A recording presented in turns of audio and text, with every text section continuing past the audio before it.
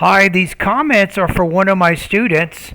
I am Michael from onlinetoeflcourse.com, OTC, and excuse me, and I'm listening to integrated speaking practice test that you're sending. I think it is task number 4. So listening, speaking, academic. All right, here we go. Let's listen to it.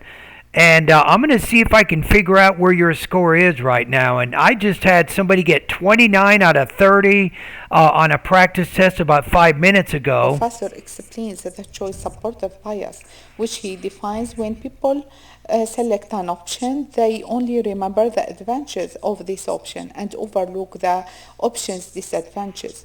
Gives an example about his friend to illustrate it. Many years ago, his friend was looking for a new house, and he liked one house because of its location next to his job. However, it was so small and his friend preferred to buy a big house. It was a tough decision, but finally he decided to buy it.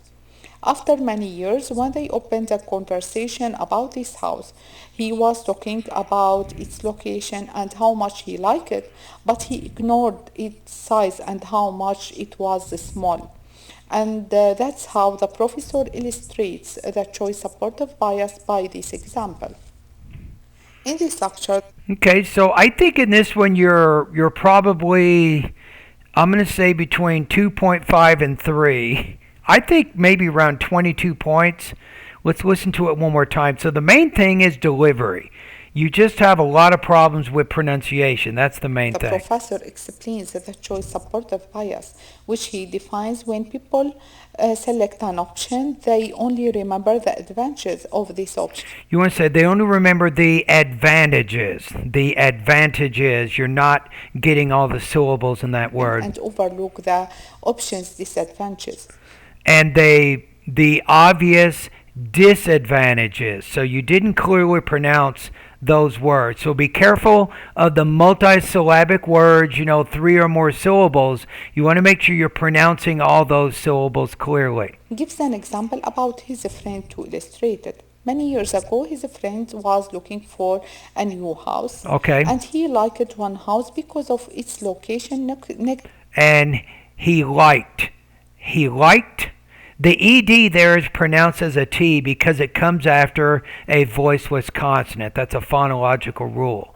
If you want to learn more about the pronunciation or the different pronunciations of EDs and S's, when you speak, go to the pronunciation part of my course. Check out the lessons. It's called syllable division and grammatical word endings. I think those are really important lessons for you right now. A, you're not always pronouncing your syllables and your words clearly, and B, you're not sure how to pronounce the ED when it's at the end of a word. To his job. However, it was so small and his friend preferred to buy a big house. It was a tough decision, but finally he decided to buy it. After many years, when they opened a conversation about this house, he was talking about its location and how much he liked it, but he ignored its size and how much it was small. He ignored the size and how small it was. He ignored the size and how small the house was. That's how I would say that. And that's how the professor illustrates the choice supportive bias by this example. Okay. So I think here the speech is generally clear, but you do have some problems with pronunciation. And that's why I'm going to put you at about 21 to 22 points out of 30, I think is a pretty fair score based on your performance there. And I think your language use, for the most part, was good, and your topic development was also strong. You're just having some delivery issues.